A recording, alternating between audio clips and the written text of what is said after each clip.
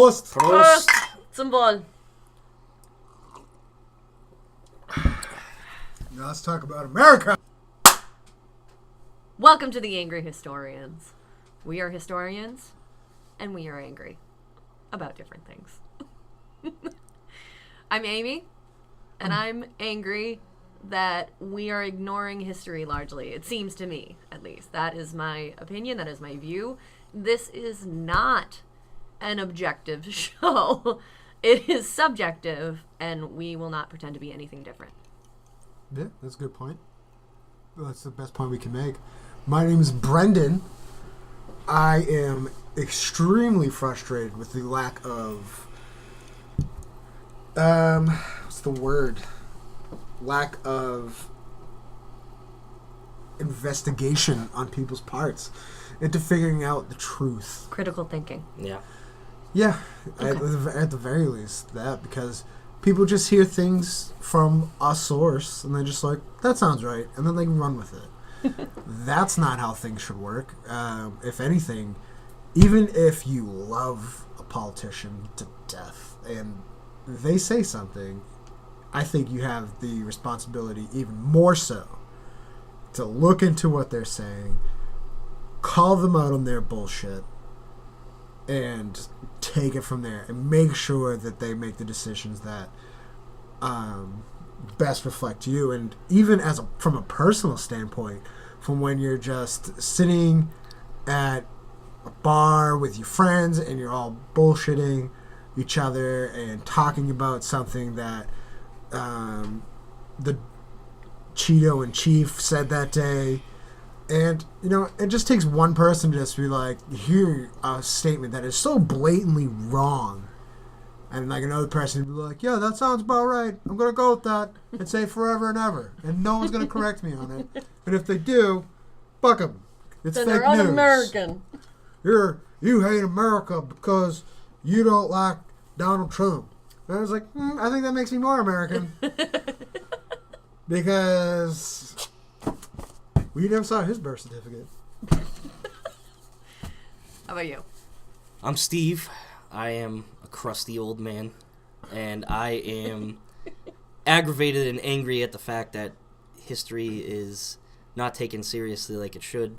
We're doomed to repeat things, because we already are, and I am extremely frustrated that my service to this country is being tarnished by the goon we have in office. And I think that if we're going to make this country and in turn maybe make the world a better place, we need to start taking things more seriously, and we need to be able to critically think about subjects that aren't comfortable, and not just take a meme on Facebook and be like, oh, this is great because Democrats said this, or because, the fucking Breitbart guy was like, this is true because Alex Jones personally saw Hillary Clinton eat a small child in the bottom of a basement. She's the devil. It's ridiculous. And this is the stuff that gets posted on social media as a media platform.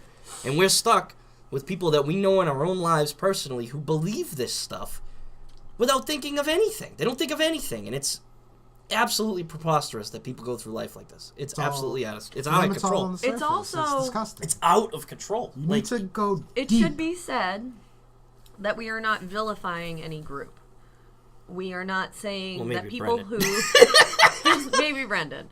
But he's a ginger, so, No, I didn't know no, that. No, I think the truth, that Amy's right, is the truth is we're not trying to vilify people that supported Trump if they honestly and deeply believed and voted for him in ways that wasn't, it's just because it's Hillary and her emails and Benghazi. It's like, I'm just sick of it. Right. I'm a veteran, I'm pissed off about Benghazi too, but Trump's a moron. I can still vote the other way. It's like, I'm not a Republican because I was in the Army and I own guns. It doesn't make me a red-blooded Republican that's going to go stand out on my front lawn with an American flag and shoot a shotgun in the air while I'm dipping, and shirtless with a friggin' Stars and Stripes Speedo. I mean, come on. Like, there are That was a mental image. I am not sure I need it. I've seen you with your shirt off. You're never naked. You always have a sweater That's on. true. I do always have a sweater. But there were like a million reasons to not vote for Hillary. Oh, and you yeah, know what? that should be said for the record, that none of us liked Clearly. Hillary. Very clearly. I want to be crystal clear on this so that we don't get responses of, well, Hillary. We don't give a shit about what Hillary did because we never fucking liked Hillary in the first place. So just leave that argument to rest, okay? Yes. Yeah. But because she was the Democrat nominee, unjustly so, Correct. a lot of people, I feel, went running towards Donald Trump. And that is not necessarily the correct response. Like, our two-party system needs to get its own head out of its ass.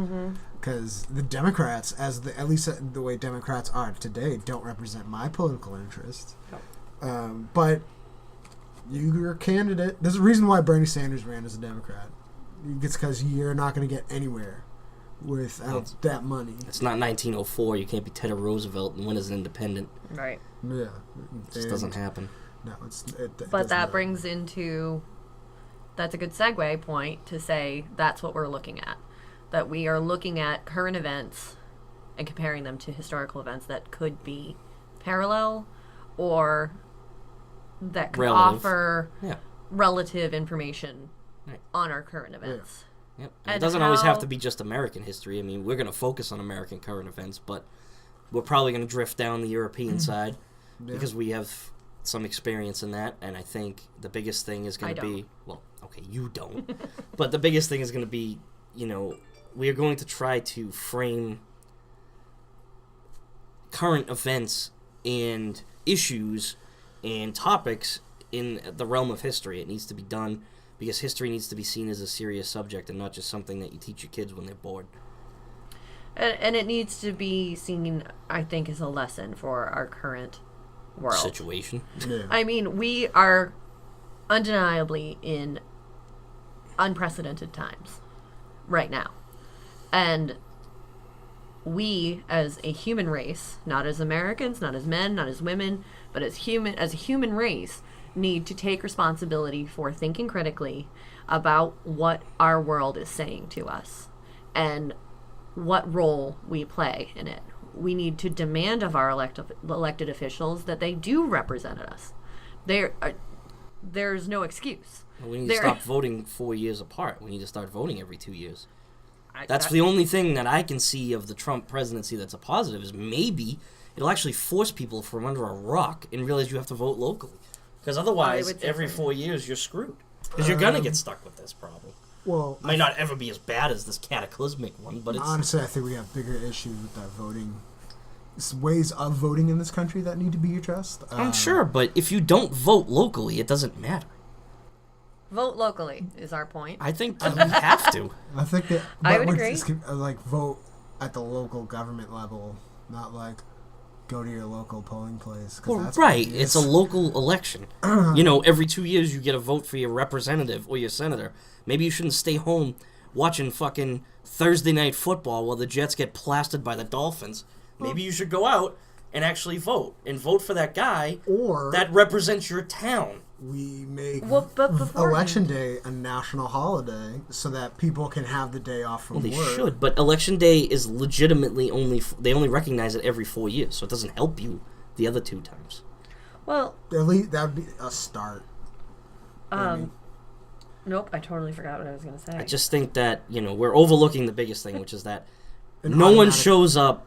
Automatic voting registrations. Right. You're registered to vote. The government knows you're old enough. There you go. When you turn 18, you should just be automatic. It should be like, oh, look, because when I go apply for a license or anything else, you know how old I am. No shit.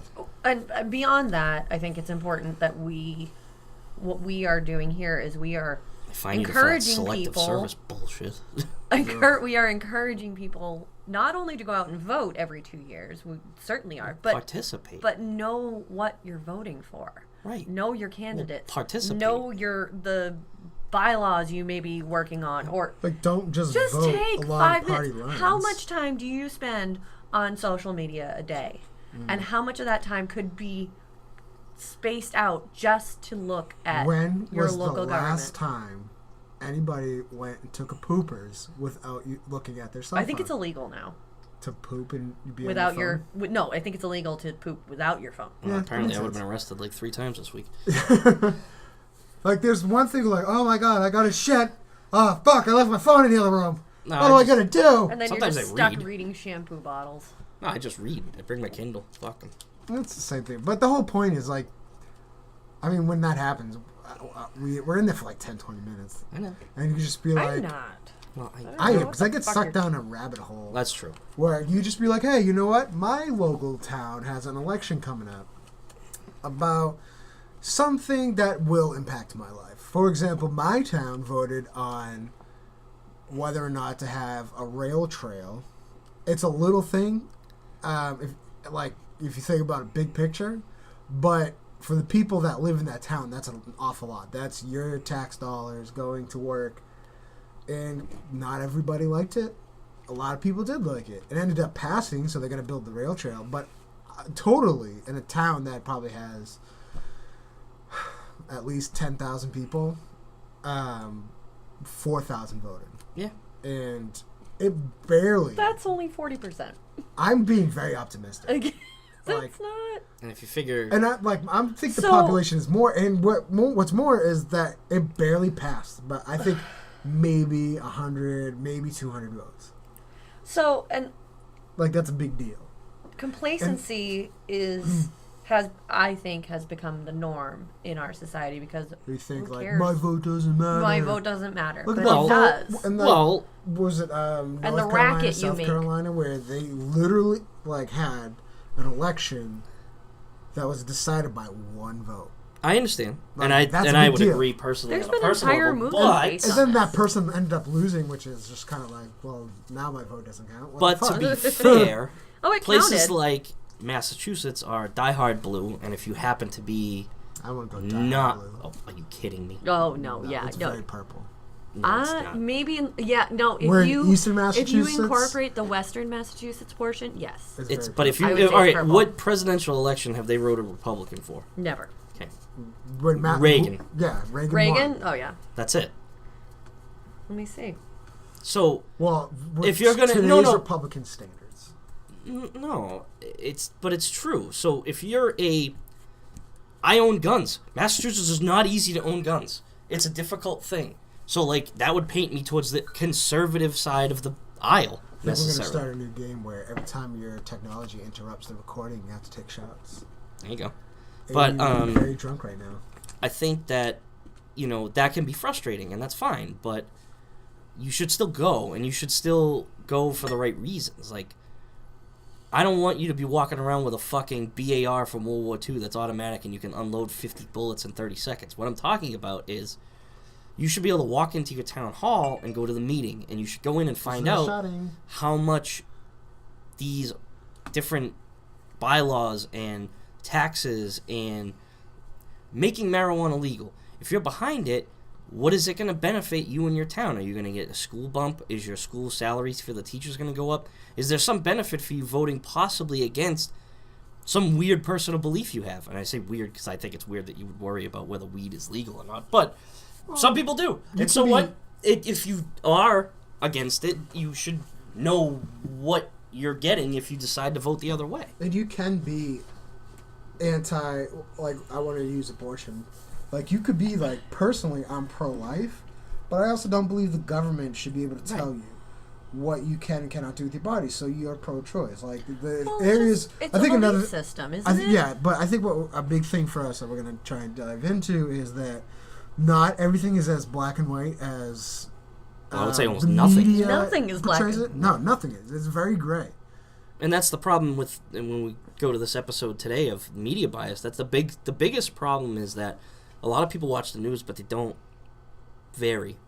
I would say at least people that I know personally, there's not a lot of variance. No, we've done the research. We know that people... Well, I'm just talking personally on an anecdotal level, that I know a lot of people that watch the news and they watch the same fucking channel every day for the same thing, and it's the same view.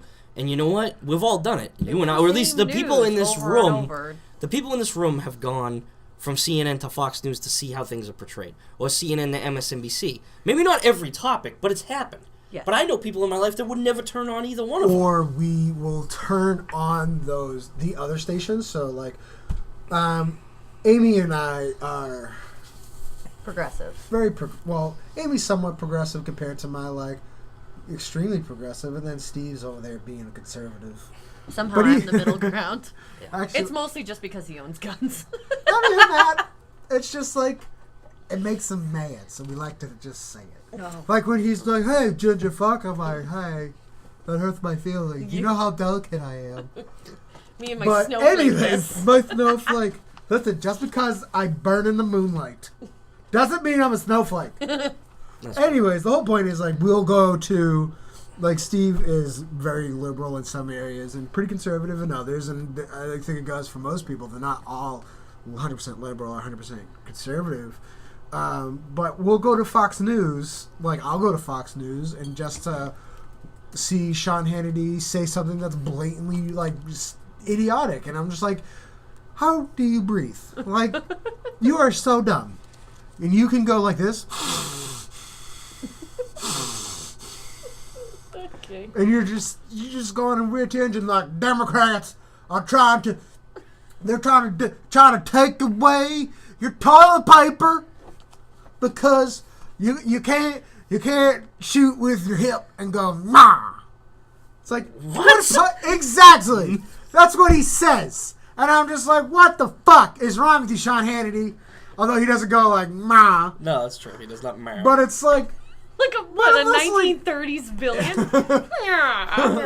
Yeah. Twirling his mustache. You can't have orphanarium No, but you know level toilet paper anymore. But you know what I'm saying. He was somebody that did peddle Pizzagate until that shooting happened. He was like, God. oh my God, baby, I fucked up.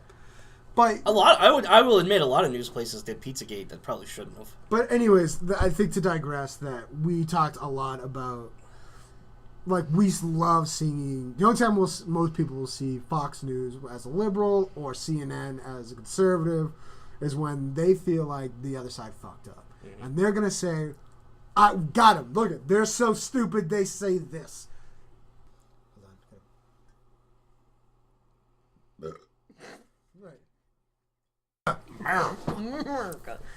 So, our episode today, we are going to be talking about media bias. In America. In America. And what we have learned about it. So, it's no secret. So, if you're listening to this and you are honest with yourself, when you're given the choice between conservative and progressive, when you hear Fox News, what do you think? Conservative. When you hear MSNBC, what do you think? Liberal. Center left. Center left? You out of your goddamn... I'm a fucking progressive. I would say that they are off the goddamn deep end. MSNBC, I'd go... MSNBC, I feel like I would go Clinton Democrat, like that 90s Democrat era. And then we got CNN, who's just like... I feel like... more liberal than them, in my opinion. I would disagree. I would say the opposite. I think it's the opposite. Well, so... That's why we're three into it. Go, you put that finger down. It's on the bottom of your cup. What are we talking about? So what we did research on was the history of the bias in the media. And when we started this research, and you guys correct me if I'm wrong, but I thought media bias was a new phenomenon. You did not think that? No. You didn't think that initially? No, I thought it was very new, but I'm saying is that... Right, that's not what that we idea found. is wrong. Right. Just blatantly Steve? wrong. I thought that media bias was fairly more common now, or more prevalent now, specifically to social media. I didn't realize it was as prominent back then, or as far back as we were finding. So what we did find, however, there is literally no such thing as an unbiased media. Correct. So stop telling yourself that facts make it unbiased, because they don't. Because That's how you interpret those facts. It is how you interpret those facts. That there are certain degrees of factuality. Facts are a verifiable source of data, right? Yeah. Can we all agree on that? Yes. So, to say that the facts are the facts and how they report them is just as the facts for any news media outlet is bullshit. Right. So it is the way that they interpret and think about those facts. Now, is that wrong? Is the question. And I would say no. I would not say it's wrong. Because I think it's in human nature to be subjective. And to ask other human beings who are the news, who are journalists, to be anything less than subjective or anything more than subjective is wrong. However, I do expect our news sources to be well researched. You would like to. I expect that because that's their fucking job. But I mean, like we talked to about be well researched. With the political article, there's a very specific reason that there's a bubble of media that appears to be liberal because everything is located in what you would call a liberal area. Like, I wouldn't say. Let's nearly 90% of all internet publishing employees work in a county where Clinton won. Hold on, I'm trying to find my copy. And 75% of them work in a county where she won by more than 30 percentage points. That is a large. What article are you referencing? So this is Politico. The media bubble is real and worse than you think. Now, I am not using that data to say that the media is strictly liberal, but what I am saying is it's going to tinge. But what one part that article did say was that, and she also Clinton won the national media's candidate. Is that what that article really did say? Like, because Fox News is headquartered in New York, as is, I believe, InfoWars, which is as conservative as you get and very liberal with the definition of media. Most things are centered in New York. But the point of the article is saying is that Trump is centered in New York. With the way things are now, like, you can work for a media outlet and live in, let's just say you could live in Los Angeles, California, but you're a reporter for the New York Times. Right. Like, look at our foreign correspondents all the time. It does say that. Well, no, because it says today 73% of all internet publishing jobs are concentrated in the Boston, New York, Washington, Richmond corridor, or the West Coast Crescent that runs from Seattle to San Diego and on to Phoenix. The Chicagoland area, a traditional media center, only captures 5% of the jobs, with a paltry 22% going to the rest of the country. And almost all of the real growth is happening outside of the heartland, which is primarily considered conservative. So when your conservative friends use media as a synonym for coastal and liberal, they're really not that far.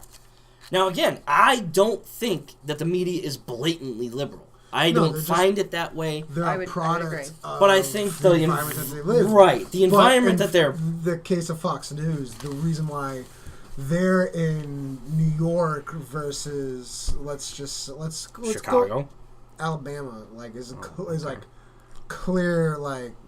Except for the part where the Democrat won. Yeah, but I think... Well, I would say even Chicago's in a very... That has, like, its own study that isn't going to be ready for a while. But let's go with another, like Mississippi. Like, the reason why Fox News is there is because they like to put it, like, we're in New York sticking it to the liberals. Right. That's a big selling point for them. Yes. Because they like to throw that in their face. Correct. And I think one of the articles that we all had, it has something to say in that if it's not the media bubble article.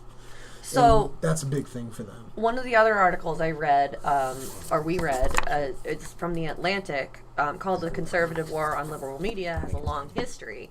Talks about Roger Ailes. Right on the front. I think that's what you were referencing about sticking it to the man. I think. I could have sworn it was in this one. Well, it might be in that one, but what I'm saying is I know that there's definitely lines on this one that are. There are. So, one of the things it concludes is that by the time Ailes entered the game, the American right had spent a generation seeking out conservative alternatives to the liberal media. Yep. And America's news media was already in the midst of a revolution that made Fox News possible. So really, it was not Roger Ailes that brought this about. But what he did do, and what I feel like a lot of other networks, liberal, conservative, or otherwise, have done is... Well, let me see what the quote is. He used entertainment techniques to shape a political narrative that was presented as unbiased news. And I think that is really important to point out. That, and another point is to say that within the last 2 decades, before the last 2 decades, we didn't really have a 24-hour news loop. No, not the way we have it now. No. Most people used to get their news from local channels, right? Yeah. And especially where? Sorry. What's that? You were saying especially where? Especially where, like, we would get, like, let's go even, like, 10 years ago, the majority of people were getting their news from print, a physical hard copy newspaper, or television. I would say before that. I'm going like 10 years just so that this analogy where cell phones are now so readily available that you can just follow one the person internet that on you cell like. phones. Yeah, like... Well, it's not even that. It's the advent. What happened 10 years ago? Give or take. There's a big recession started. Right? What? 15 years ago. What, 9/11? No. I was going to say social media. The advent of social media is really... Yes.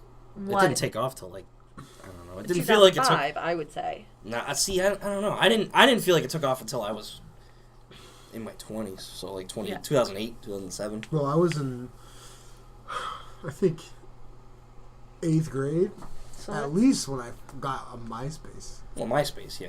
And that's, okay. But that's really the start. Like, we weren't really, at least, not, like, I mean, not the people I was with, was posting stuff on their MySpace page. Most people were concerned about what song's going to play when you click on my page. Right.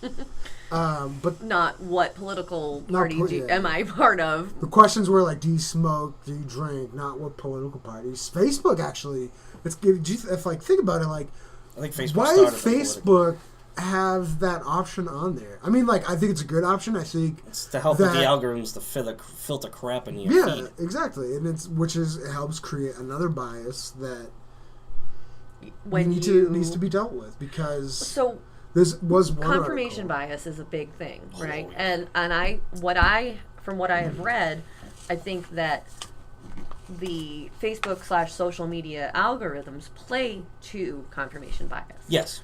And whatever you have clicked on before, they will present you to click on again. And I know that there was an article about it that we talked about. Well, yes, it was one of the Pew Research articles was specifically about pew, pew, how pew, pew. If you were I think it was the far left. You were more likely to block someone. If you were farther from center, you were more likely to block or stop having a conversation about politics on Facebook, based on. If you are on the left. On the left. Yeah. If you're on the right, you are more likely to have friends that agree with you. Yeah, it's an echo chamber. Well, exactly. So I mean, Facebook turns into an echo chamber regardless if you're too far off a center. So I get, and in this podcast, what we are asking people to do is to just be aware of that echo chamber, or be aware of your bias towards it. Be aware of the fact that you may not feel comfortable talking to other people about it, and that's fine. But you have to acknowledge that is going to. It's going to form your opinion. It's going to shorten your ability to. Oh, and. Oh yeah, here it is. By consistent conservatives are twice as likely as typical user to see political opinions that are mostly in line with their own. Which article nearly is 50%, and this is the political polarization in media habits. Yeah. From Pew Research. Excuse me. This says that liberals here are somewhat wider range. But that doesn't mean they embrace contrasting views. Merely 4 in 10 consistent liberals, so 44%, say they have blocked or defriended someone on social media because they agree with something that a person posted about politics. And in a way that's a little disturbing, not because it's a political thing for me, it's about liberal, but I don't like that someone would block someone and over a post where you may not know everything about it. You know, you're like, oh, this guy posted that he loves Trump. And if you block him based on his post, you don't know if he met the guy and fell in love. I mean, you don't know. You have no idea. And I'm just saying. And I'm not. I don't think I've ever blocked. I didn't mean you. No, but I'm. Talk about myself. I've unfollowed. I've unfollowed. People. I'm sure I've been blocked. I know I've been blocked. I don't know because I don't give a shit. Yeah, but like. Being blocked doesn't bother me. I just know I've been blocked. I don't know about you guys, but when I do unfollow somebody on Facebook, because my Twitter page is my Twitter page, and I'll follow who I want to follow. But like my friends or people that those people that you like, we went to high school together, and we were really good friends then. We kind of drifted apart over the years, or those family members that happen to be like, you find out are batshit fucking crazy. Isn't that most families? But it's we all got one. Like those people that I have unfollowed, I've unfollowed not because they're conservative.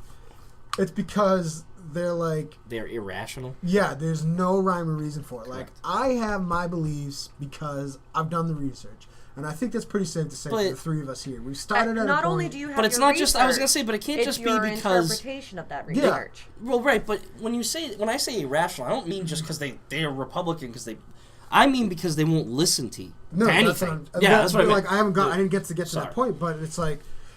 well, I think Muslims are bad. Well, why do you think Muslims are bad? Because they're terrorists. That's like saying all fingers and thumbs. That's stupid. Don't do that. And it's like that's not true. Don't say that. That is wrong. Like, if you look at research in the United States as regards to terrorism, a lot of it's white people. Here's bitching about them. But like, and like that is like one thing. Let's take all the guns away from straight white males. Yeah, and like that's another big thing that I found with this is like when the debate over radical Islamic terrorism, that phrase, because it's one group like will report, the liberal media will report it. They will not report radical Islamic terrorism, or at least they'll try not to, because there's the belief that when you say that, you're taking the responsibility of the event away from what they feel the event is. So look at San Bernardino, right? Like that was perpetrated by two people who were Muslim, and Fox News immediately radical Islamic terrorism. And that's their bent. And let's go the conservative media, not the conservative media, the liberal media said, no, it's a guns thing because that's where they got it from. We're not going to call it radical Islamic terrorism. We need to focus on the issue of guns. Like, those are their bents. Like, there's an agenda with those reports. Well, and literally nothing ever gets done about those two things. Because we can't, but if we can't agree over the it, terms, how can we agree on because, I mean, I think what you said, you brought up a point about Islamic terrorism in the United States, which is fair because in the United States it's infinitesimally small. But in other countries in the West, it's not as small. That's true. So I think, and when I say that, I don't mean it because I believe that Muslims are terrible people, because I don't.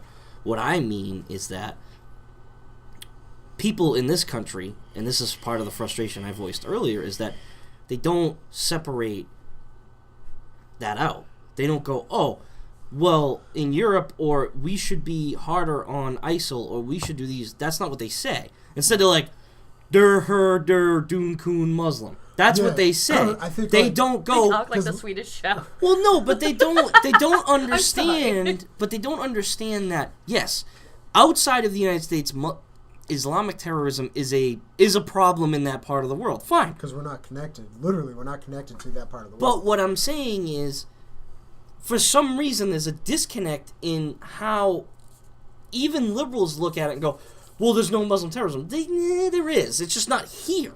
Not right here. If it was going to happen in the United States, it's going to be some dumb fucking yokel with agricultural fertilizer who blows up the fucking Oklahoma City building. But I wouldn't call it... Sorry. Or some crazy dude in a Muslim terrorism. Why does it have to be Muslim terrorism? Because we're not calling that kid in South Carolina who shot up the church a white terrorist or a Christian terrorist. It's just terrorism. Like, it's like my philosophy on it altogether. Like, well, then why do they call themselves the Islamic State? Because they are a smaller group. I'm just saying, if they're perpetrating a vast majority of terrorist events in that part of the world, they are Islamic terrorism. They're trying to present themselves as a state, as a nation state, not as a nation state that is Islamic. Yeah, they're not. But they are also those incidents happen where there are more Muslims. So it can't be. So we can't. But what I think you're trying to say, and what I would think too, but I mean, this is why that wait. So let's call terrorism, because if it is meant to instill fear and terror, in the people around them, then we get people that all they have to do is argue, well, it's domestic terrorism. No, it's terrorism. It's just terrorism. Right. Is really what I would say. Yeah. And like, why do we have to put that label on it? Like, and why does that make some people feel better? Because that's not them? Shitty people are shitty people. Because I think there is a large swing in this country on each side of the fence that doesn't understand that religious groups, not just Islam or Muslim, cause issues. Like, there's a massive problem with right-wing Christians in this country that they cause disturbances at veteran funerals at the Westboro Baptist Church, is what it's called. And they protest major issues. Or not major issues. They call soldiers, you support gays, so you deserve to die. And these people... The Westboro Baptist? Yes, that's what I said. Yeah. And these crazy, I would call them right-wing Christians. But yet we don't call them anything in this country as far as terrorism. I wouldn't call them right-wing, because they're righties.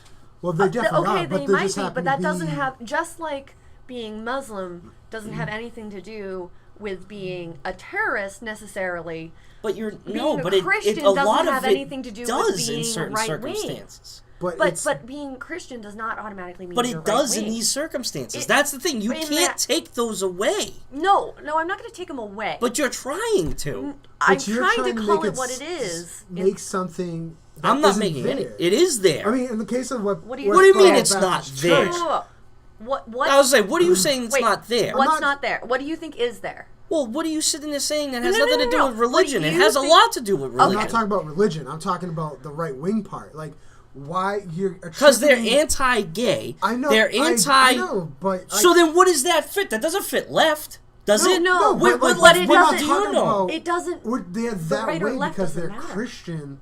That's their thing. And you don't have to... by calling them right-wing Christian nutjobs, it's like saying that they're the way they are because they're conservative and they're Christian. It is. But it's not. Because you're lessing good Christians and you're lessing good right-wing people.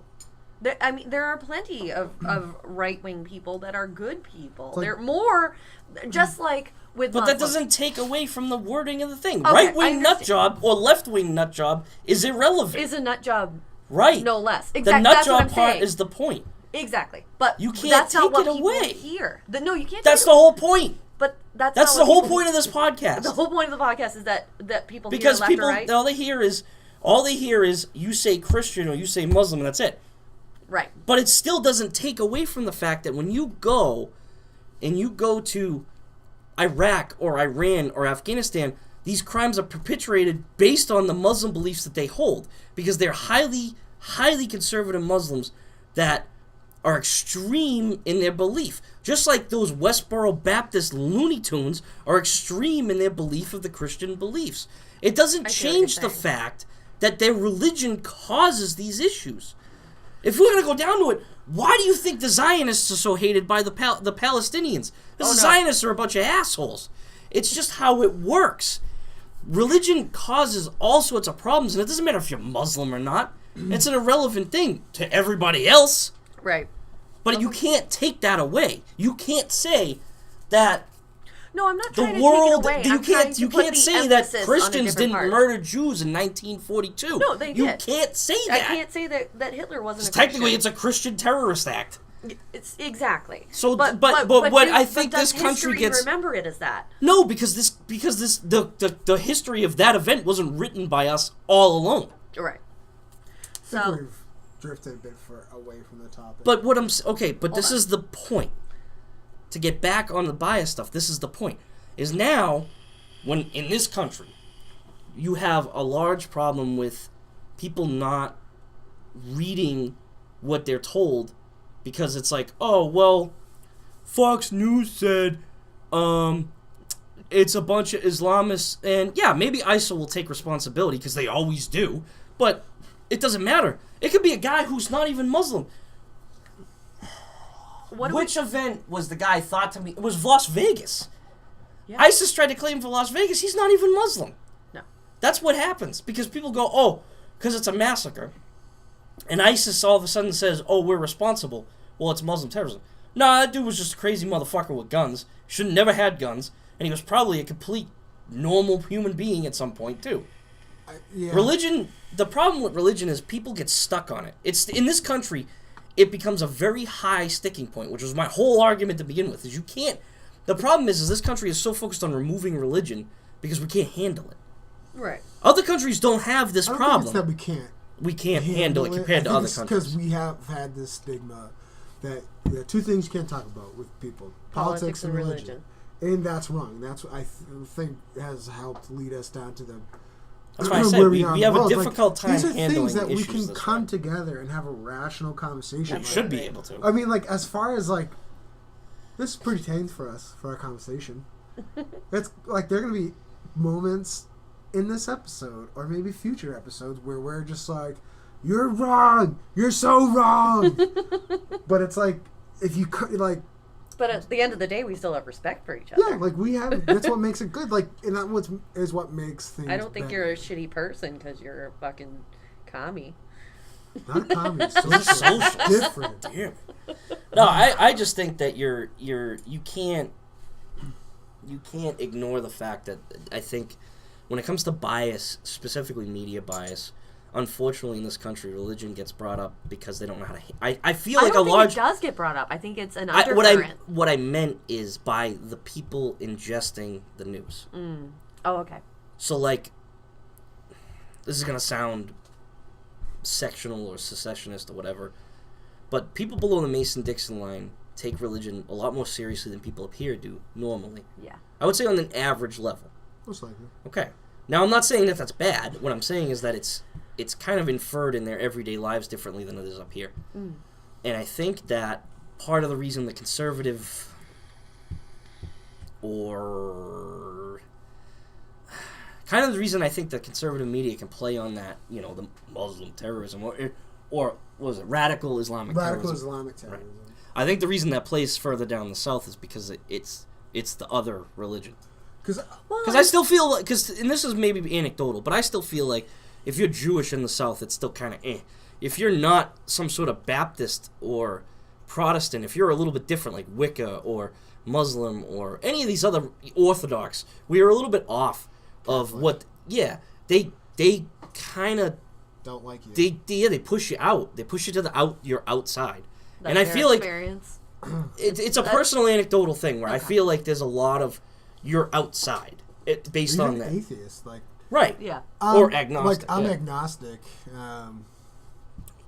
but that's why. So I think like I've never been to the South, so they could. I don't think. I would hope that it's not as bad as I like thinking. That it's just like, oh, you don't go to church on Sunday, you must worship the devil. I mean, it's not 1955. Lord Jesus, help you. I'm sure that there are crazy people like that, but there's people like that up here. Yeah. You got your Catholic grandmothers in friggin' Southie that are probably like that. Who the hell knows?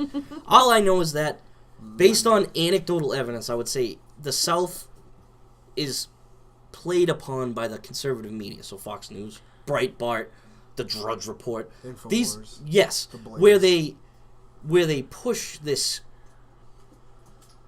dividing topic, whether it's religion, whether it's, you know, evil based on your political leanings, whatever. Right. So what I would say is that, you know, I think when we look at the bias in media today, specifically social media or news stations or websites, because I think that's the biggest thing, is web and social media today are becoming echo chambers. You're, like you said, confirmation bias. Mm-hmm. And this confirms, like, this whole big loop of conversation confirms the fact that these media outlets prey upon the fact that let's say you're in the South and you're like, oh yeah, you know, we treat people as outsiders or this and that, or up north where we're just indifferent, so they use a different tactic. I don't know that we're indifferent. I think that in I don't the know. North, I think that based on, and like I said, it's all anecdotal, but based on anecdotal evidence, in Boston, it's pretty. Yeah, no. Your religion is pretty irrelevant. More so than I think in other parts of the country. Western Mass, though, right? It's it's very coastal, but well, that also plays into this. The media bias bubble. Yeah. So, in hearing all this, I mean, it's really important to impress that this is anecdotal. It is based on personal experience, but it's also based on research. And one of the things that I think that we are capable of, to our best ability, and we hope other people can be capable of, is to have those anecdotes that they built their worldview upon, and then be able to discuss them. I mean, the biggest thing I think for me is that just because we don't all agree about religion and terrorism and stuff, it's irrelevant. Because the biggest thing is we all know, in this room, we're educated, we understand that religion isn't really the terrorist action. No, it's also important to point out, too, that you don't have to be... When we say educated, we don't mean you don't formally. have to have a master's degree. I mean, it's just one of those things where because I'm the only one at the table who has one. Yep. For now. We're working on it, okay? And took your time. But education... You have it in English. In history, kind of. No, not kind of. You have it in English. You guys are rude. You're rude. This is why my feelings are hurt. I know. Listen, anyways, I had a point that one. Okay, Me so too. I want to... I'm sorry. Oh, yeah, I'm sorry. Fucking commie fuck. I'm a socialist. It's different. I love doing that. Socialist that believes in medium government. That's true. That's true, too. Yeah, no, I agree. Medium government is good. I think the most important point is to say that education does not mean formal education. Does not mean you cannot be educated by sitting. You can get a world of education sitting at your computer. It's thinking critically about your sources. Where are your sources from? Who is motivated by writing whatever particular piece that you are reading? And I think, is it playing into a confirmation bias? But I think which the is education level. I think the education level in this room helps that because you learn more of critical thinking the further you pay, or the more you pay attention in school. That's probably the best way to word it. Because you can learn it in high school, you just have to pay attention. You can learn it in life. Question your professors and stuff like that. Right, but what I'm saying is if you... Right, or your teachers in high school. That's what I mean. Because like if we're gonna go out on a limb and say that education doesn't have to be formal, then you would have had to have gone along in high school and question the status quo, and I think that's the biggest thing. And I think that we as a society were not trained to think critically. Correct. In our because we stopped public school system. This goes back to what you and I were saying, where history, the subject of history, in the aspect of critical thinking about it, has gone out of how we're taught for a long time. Yeah, it has. And we are taught that facts are facts and anything else is... Well, facts don't care about your feelings. So. Yeah, facts don't care about your feelings. It's one good Kellyanne Conway quote that I really do enjoy. That's true. Alternative facts? Facts don't care about your feelings. That's why Donald Trump had the largest people at his inauguration. The largest people? Yeah, I think that's what she said. I think that's actually what she said. So the next article we're going to be talking about is America's Tradition of Media Bias from the Washington Times, which I feel is a pretty even keel source of news. So... You don't think so? What do you think it is? The Washington Times? Yeah. It's slightly right. You think when I looked it up, it's slightly right. Okay. Right. It's not the Washington Post, which I would say their op-eds are very right, and their news, I would say, is pretty left. Well, does that make them balanced? Okay. So this particular article, America's Tradition of Media Bias, is written by Thomas G. Del Beccario on October 18th in 2016. So this is before the election and its results. So there's a few lines from this that I think are important points to talk about as far as historical and current parts. So one of the first lines that I really latched onto is that the problem today is that is that it is so drastically one-sided that it is tipping election results. So I'm thinking that this guy, who is a Republican senator, who is a Republican senator, or was running for Republican Senate spot, was writing this thinking that Hillary was going to win because of the media bias, which I think is a fair assessment of him. Like even that bombshell of a book, Fire and Fury, if you believe that, which it sounds like he's done his due diligence. Like even the Trump campaign didn't believe they were going to win the election. Like, everybody had them down. Yeah, the first 2 chapters are all about how they thought they were going to lose. And Melania was, like, happy because she didn't want it. She does. I feel so bad for her. But I remember the New York Times front page on their website had Hillary Clinton up by, I think, double digits. And, like, I remember breathing a sigh of relief. Like, I know none of us are super Hillary Clinton fans, but we, like, well, I'll say as far as myself, I liked the thought of her as president a lot more than the thought of him as president. I didn't like either of them. I didn't like either of them, but those were our 2 choices. Yeah. And it's the shit's end of the barrel. Well, those not our 2 choices. What is interesting is in the next paragraph, in the history of media bias, is he talks about Thomas Paine's common sense, which was described as fanatical and literally transformed the colonists' view of King George. And in fact, our founders played hardball and did what they could to block publication of anti-federalists' sentiments in newspapers. Indeed, in part because of their influence, if not the demands of the Federalists, less than 16% of newspapers published anti-federalists, i.e. anti-Constitution articles. So really, our entire country was founded on media bias. Yeah, was formed by media bias. So, and a lot of towns, according to the article, a lot of towns had separate newspapers, Republican and Democratic newspapers, which does not really exist today. We don't have party papers anymore. No, we have different news outlets that are all claiming to be the facts, to be unbiased facts, and it does not exist. Right. Well, it's like you said later in the ad. It says, later in the article. Sorry, it says as media bias inevitable. It's obviously a mistake given human nature and history to believe that people can be unbiased. This is not normal human behavior, and it's probably wise to understand that the objectivity for most people is elusive, and biased media is likely to always be around. And so, knowing that, the question is, what can we do about it? And the answer is we can think critically. Right. We can look at various news sources for the big stories. What is CNN saying about X? And what is Fox News saying about X? And the truth is probably somewhere in the middle. Normally, I would say so. I would say you cannot take anything that any media gives you at face value. I think it would depend on how you define truth. Well, okay, so... Is it my truth or is it truth? The truth? Because the truth is probably in the middle. I don't think that truth is not... Have you guys heard of ever... Well, let me finish a sliding scale. Truth True, is not. But have you ever heard... Well, okay, so truth is... So let's define that. So facts are verifiable points of data. Would you guys both agree on that? True. Okay. And truth is in the eye of the beholder.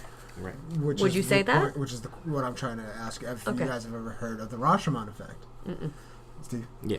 You have? Okay, so it's based off of this Japanese movie called Rashomon, and it's about the city where the characters in the movie are looking at this one event, and depending on what which character is presenting the story, they tell the same story but completely different. Right. And every story has the same facts, but because we're creatures of like our own biases and habits, which we'll never ever ever get over, it becomes a different narrative. But it's the same thing, and they all have the same facts. Right, but that's why that line of the truth is usually in the middle, is because there's your version of the truth, my version of the truth, and then there's something in the middle that's closer to the Well, we have the facts, which I think you could argue are different from facts. So here's a good example. The facts are different from facts? No, the facts are different from the truth. Alternative facts are not a thing. No. Okay. So what I'm saying to you is that you got a good argument. It makes me look bad. The middle in those lines is probably actually facts. So here's the thing. So everything is debatable. Yeah. Are you sure about that? For example, we know it is a fact that a bomb was dropped on Hiroshima. Yes? Yes. But the points can be argued that it was right or wrong. Yeah, okay. And the truth is that it's probably somewhere in the middle. About whether it was right or wrong. But none of us are going to agree. But the thing is that it's such an old adage, but we can agree to disagree, right? And to look at facts as black and white is wrong. And it is part of our human nature, I think, to look at facts as this is truth and this is not. And because this is truth, this other is automatically not truth. Because we just can't necessarily handle all of it. I think we can handle all of it by looking at different sources, looking at different viewpoints, looking at different quote-unquote facts, and forming our own opinions on them. And I would wager a bet that most of us, meaning us as in the human race, would likely agree on most points. I wouldn't say all of us. But I think most of us would be able to see if we really take a look. I feel like in this country, depending on which level something is introduced to us on. What do you mean by level? I'll get there. Okay. We can either agree or disagree, and we're going to think of it as a partisan issue and a non-partisan issue. It was something we talked about on a little break. Like, if something is introduced on a federal level, something as simple as healthcare really shouldn't be a partisan issue. But we could introduce something completely different on a local government level, and for some reason we're not as divided, I guess. Because because part of our worldview is formed by our communities. Yeah. I would think. Yeah, but not our communities aren't necessarily so. They're not necessarily so uniform, but I think what might make local stuff make local stuff less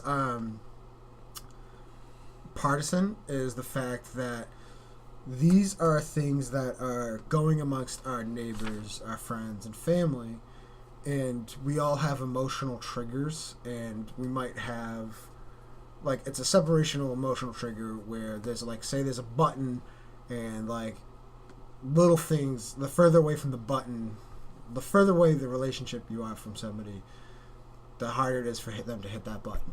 Mm-hmm. So, let's say for Steve, Harmony is got her finger constantly over that button. Your wife. Like, it's just the little things that she does that just like, you motherfucker! Like, what?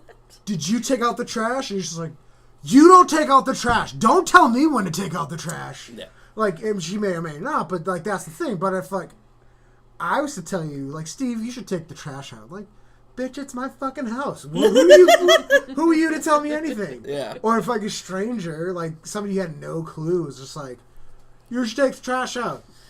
Fuck you. Just gotta lock my doors. I don't know what's going on with this guy. Is he calling me trash? What's going on? I have a different emotional response now. Hey, buddy, fuck you. You guys are understanding what I'm trying to get to. So I think, like, on those issues where, like, we do eventually learn how to, like, deal with, like, swatting our friends and family's fingers away from that button on us. Yeah. It's not perfect all the time. God knows I lose it all the time over stupid stuff. But, like, you're just, like, you can talk about, like, the littlest of things. Like, your town is talking about introducing a meal tax. Or a perfect example would be whether or not recreational cannabis can be in your city or town. Right. And a lot of cities and towns are talking about it, and they can have a rational discussion about it. Not 100%, like, that's just ridiculous to believe that everybody can do it, but it's just... Yeah, but when Jeff Sessions comes in and goes, well, the federal government is now going to crack down, even though states' rights, I'm a conservative, blah, blah, blah. Yeah, that's where I was saying, like, because that's, like, that's not a partisan, it should not be a partisan issue. No. It's a local issue. We do not have to discuss this as a Democrat or a Republican or whatever you want to call yourself. Right. We can discuss this as Steve, Amy, and Brendan. We don't need to be like a party affiliated to deal with this. Right. It's true. Or a part of a community. Yeah, we're going to talk about this because we are people of Salem, Massachusetts. So here's the other, another microcosm. Say you live on a street. Most people live on a street. I'm gonna guess. I don't live on a street. I live on a boat. And a town election comes up as to whether or not to fund repaving that street.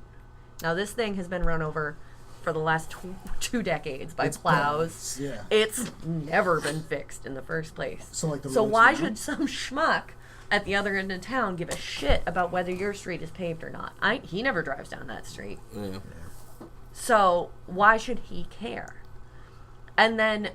Because every street has to get plowed. Exactly. Because every street needs to get plowed. Because everybody needs to be able to drive to work without getting a concussion because they've hit so many potholes on their way to work.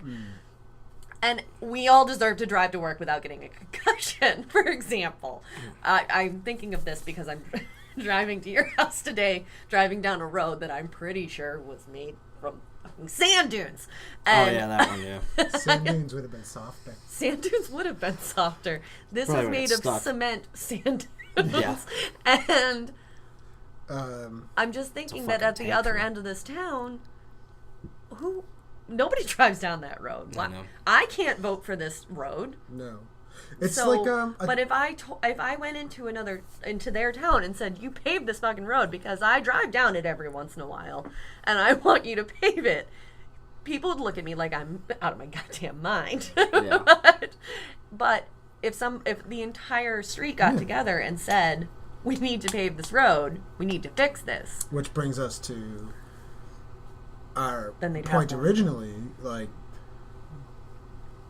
why should liberals or conservatives tell me, somebody who doesn't agree with you, whatever they want to tell me. Right.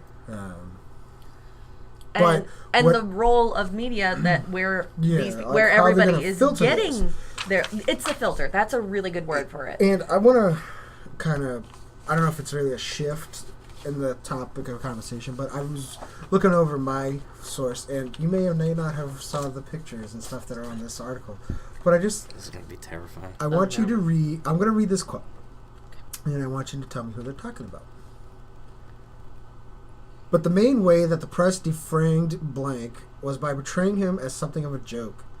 He was a nonsensical screecher of wild words whose appearance, according to Newsweek, suggests blank. His countenance is a caricature. He was voluble as he was insecure. I'm going to try reading that again. No, because there was a name here that I think would give it away. Well, okay, so it's they're talking about Hitler. They're talking about Hitler. Well, but I only know that because I saw the picture on the front. But, and because they suggest Charlie Chaplin, and it obviously alludes to the great dictator. But so that's they thought Hitler was a huge joke. American reporters, and they just kind of went along with it because everybody should start paying attention to Time magazine. This is from Smithsonian. Okay, but Time magazine called him as Person of the Year. They called Hitler the Person of the Year. Man of the Year. No, that's what I'm saying. Oh, I thought you were talking about Donald Trump. No, they've done that one time. Yes, but although if you go to any one of his resorts, lots of times. I am the greatest of all peoples of all Time magazine. You can go ahead and cut that. No, it's staying in. Donald Trump's going to be in this podcast. No, I know. So, okay, some newspapers downplayed reports of violence against this country's citizens as propaganda like that which proliferated during the foregoing Cold War. No. I was replacing. I was reading this one. The World War. You can cut that. Yeah, cut that. But I want to. There's one thing that a lot of reporters had to do in regards to Germany, and I feel like a lot of reporters, even today, had to do with in regards to the White House and Donald Trump and Sarah Huckabee Sanders. Journalists were aware that they could only criticize the German regime so much and maintain their access. When a CBS broadcaster's son was beaten up by brown shirts for not saluting the Fuhrer, he didn't report it. When the Chicago Daily News' Edgar Maurer wrote that Germany was becoming an insane asylum in 1933, the Germans pressured the State Department to rein in American reporters. Alan Dulles, who eventually became director of the CIA, told Maurer he was taking the German situation too seriously. Dulles is a and shithead. then Mauer's publisher then transferred him out of Germany in fear of his life. So it really shows that not necessarily America alone, but there is a bit like there might be a bit of a censorship, a self-censorship by reporters in regards to, which is kind of hard to believe actually, in regards to Donald Trump and the White House in general, because administration, I was going to say, they want to keep that access. Well, they've also kicked out specific reporters Jim from Acosta the was room booted out many times. Yeah. And because I they're think the big quote, show unquote, is fake news. InfoWars has a seat in the White House press pool. So does Breitbart. Those are not reputable sources. I would agree. And Breitbart's better than fucking InfoWars. InfoWars is disgusting. You know what? I'm proud of Breitbart's an actual media thing. I would That disagree with that. happens to be- I would say Breitbart is just the epitome of fake news, because a lot of their articles have been debunked, and they are. I don't know. Oh, I hate using that term though, because you know who you're taking it from, and No, I think Breitbart is a bad source, but they're better than InfoWars. And I also don't InfoWars want is this to devolve the into worst. we're calling Donald Trump Hitler, because that's not what we're saying. But what we're saying is that there are a lot of parallels between 1930s Germany and 1920s Italy and 1920s Italy, 1920s Soviet Union. Well, according to this, actually, which I thought was interesting, the United States loved Mussolini when he rose to power. What? Yeah. I really didn't study that part. I'm always more like, we're killing people now. And I'm like, that's where I jump in. Well, it's because he dragged them out of being an irrelevant country. So, well, this will be a nice blank space. No, I mean, I think that the way when you bring in that sort of evidence, it's true. There's a fear or a self-preservation that takes over when you're reporting on unpopular regime / administration / whatever. There's a risk involved when you're doing your job as a reporter, when you're supposed to be quote unquote objective, which we all know isn't really true, but I mean, you can attempt to be objective. Mike Wolf will never get access to the White House. Correct. I mean, he wrote a book. I mean, whatever. I mean, you can. That's a pretty big bombshell of a book. No, but what I'm saying is, you write a book, you can kind of expect that to happen. What shouldn't happen is you going in and asking 4 questions and then being escorted out of the freaking press room. I mean, that's stupid. I think it was Jim Acosta. I Yes. think he was the most recent. He was in the Oval Office. Right. Because what did he ask? He asked if, and I'm paraphrasing, he asked if Donald Trump's quote about shithole countries really had anything to do with black and brown immigrants. Hey guys, this is Brennan. I am in charge of the social media, except for the Facebook. Our good friend Amy is in charge of that one. She's better with the Facebook stuff than I am. But I want you guys to remember to go to our Facebook page, The Angry Historians, and hit like on the page. Also, don't forget, Twitter. We're also on there. If I don't have anybody to talk to, I get very sad and lonely. The Angry Historians 1 on Twitter. And on Instagram, The Angry Historians. Be sure to give us a good like and follow our own personal pages if you feel the need. Thank you guys. Have a very good day. Steve is very not amused right now.